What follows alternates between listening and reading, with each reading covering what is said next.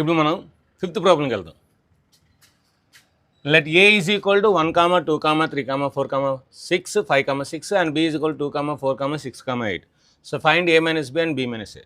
So చాలా easy అండి. So ఈజీగా 2 మార్క్స్ వస్తాయి.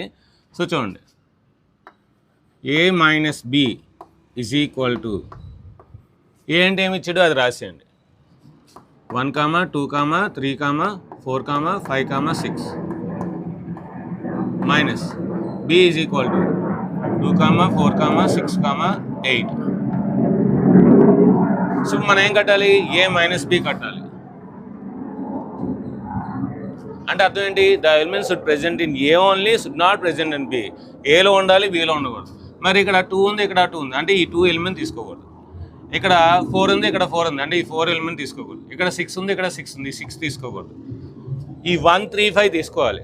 మరి వాట్ అబౌట్ ఈ 8 పరిస్థితి ఏంటి సార్? తీసుకోవాలా? బీతో సంబంధం లేదండి, ఓన్లీ ఏతోనే మనకు సంబంధం. So the elements should present in A only, should not present in B.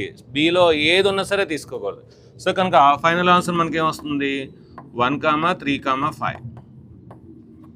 So therefore A minus B is equal to set of 1, 3, 5.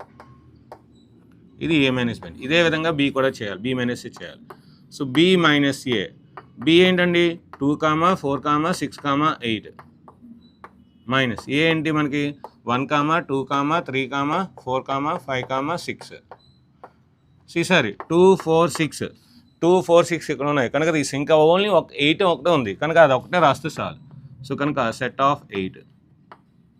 So therefore B minus A is equal to set of 8. అంతేనండి. దీనికి ఒక mark, దీనికి ఒక mark, అంతే. So దీని యొక్క screen shot తీసుకోండి. 6th ప్రాబ్లంకి కింద క్లిక్ చేయండి.